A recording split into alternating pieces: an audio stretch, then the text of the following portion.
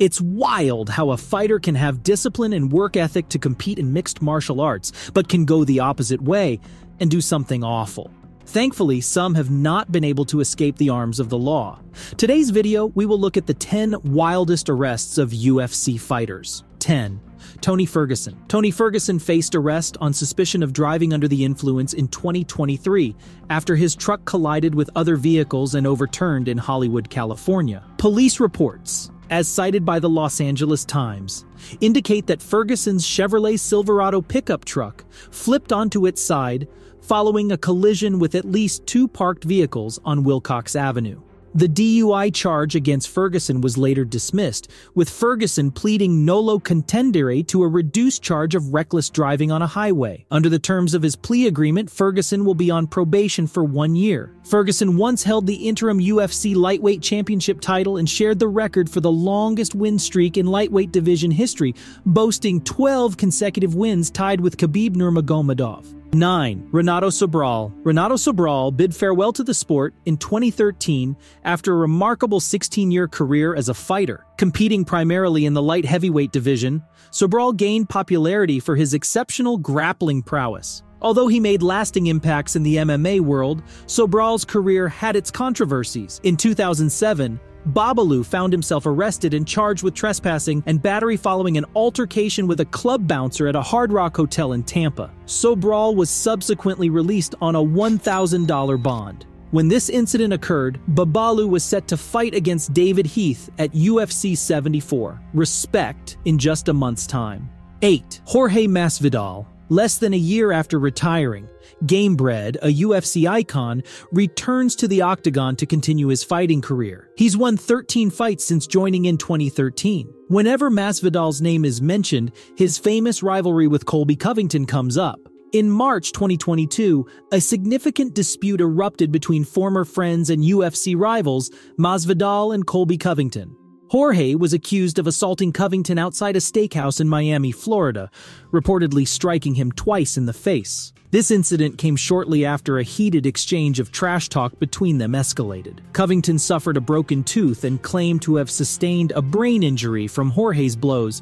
The case was finally settled in November 2023, with Jorge pleading no contest to the crime. 7. Jeremy Jackson. Jeremy the Scorpion.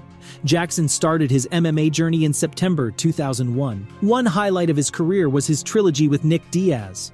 In their first encounter, he clinched victory via knockout, but unfortunately the next 2 matches didn't go his way, resulting in consecutive losses to Diaz. The final defeat came at UFC 44, undisputed.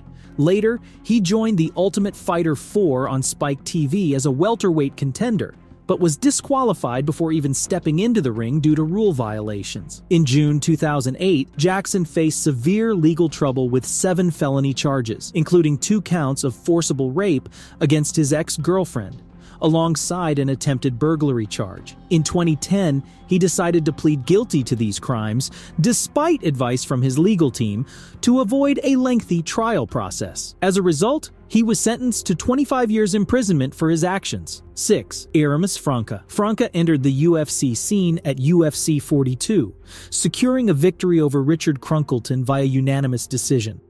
Franco was a fighter with great potential but never reached his peak. In May 2011, Franco faced serious legal allegations, including 7 counts of first-degree sexual assault and 2 counts of second-degree unlawful sexual penetration.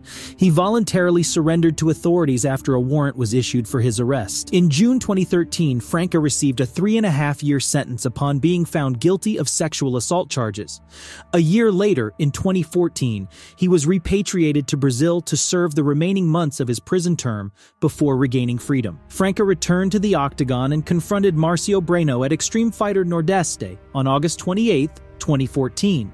Unfortunately, he suffered a first-round knockout, marking a disappointing return to competitive MMA action. 5. Jonathan Copenhaver. Copenhaver's journey in mixed martial arts began when he joined Team Sarah in The Ultimate Fighter Team Hughes versus Team Sarah. War Machine's tenure with the UFC ended when he refused a fight proposed by UFC matchmaker Joe Silva. War Machine faced severe charges of kidnapping, sexual assault, and assault against his former girlfriend and adult film star Christy Mack at her residence in Las Vegas in 2014. Despite having dated for nearly a year, Mack revealed that Copenhaver had started physically abusing her just 4 months into their relationship. The case proceeded to court, and Copenhaver was convicted and found guilty on 29 felony and misdemeanor charges related to the assault on Christy Mack.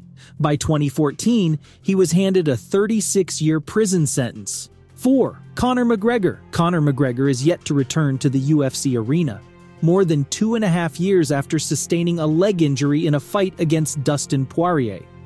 Even with his absence, McGregor remains one of the most prominent figures in the world of sports. The Irishman's impressive track record and distinctive personality continue to draw millions of devoted fans. Notorious is now back in top form and is set to square off against Michael Chandler in June of this year. Conor McGregor has indeed encountered legal issues over the years. In 2018, he faced 3 counts of assault and 1 count of criminal mischief following an incident during a UFC press conference.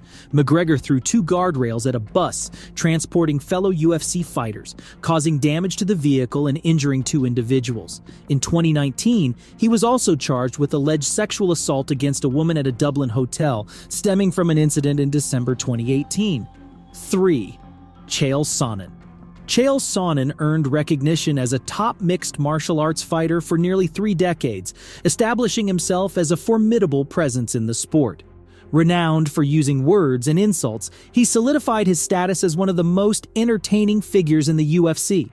However, Sonnen's journey suffered a hit in 2014 when the UFC terminated his contract prematurely due to multiple failed drug tests. Chael Sonnen found himself embroiled in legal trouble with 6 misdemeanor battery charges stemming from an altercation with a couple in December 2021. While 2 of these charges were dropped, the judge dismissed the remaining charges. In July 2023, Sonnen settled for a plea deal, resulting in a no-contest charge and avoiding jail time. However, he was fined $750 as part of the resolution. 2. Jon Jones. Jon Jones is undoubtedly one of the best UFC fighters ever. When he was just 23, Jones clinched the UFC light heavyweight title from Mauricio Shogun Rua at UFC 128 with a 3rd-round TKO. This victory made him the youngest champion in UFC history. Jon Jones has encountered numerous legal troubles throughout his career. In 2015, he faced charges for a hit-and-run incident where he crashed his car into another vehicle driven by a pregnant woman. Fortunately, both the woman and the baby sustained non-life-threatening injuries. In 2021, he was arrested again, this time for domestic violence and vehicle tampering involving his fiancée, Jessie Mosses. Shockingly, this occurred just hours after he was honored at the UFC Hall of Fame. To avoid jail time, Jones accepted a plea deal, resulting in the dismissal of the domestic violence charges. 1. Cain Velasquez. Cain Velasquez was a powerful heavyweight known for his agility and explosiveness, grounded in his solid wrestling skills. Within just 2.5 years of entering the UFC, Velasquez achieved success. He dominated Brock Lesnar, securing a first-round stoppage victory at UFC 121 to claim the UFC heavyweight title. Cain Velasquez faced legal challenges. He was charged with attempted murder and 10 counts of gun-related charges following an incident in Santa Clara, California. Allegedly, Velasquez pursued a man, Harry Goularte, in his car and fired shots at him. Velasquez believed Goularte had molested his 4-year-old son. In November 2022, Velasquez was granted $1 million bail.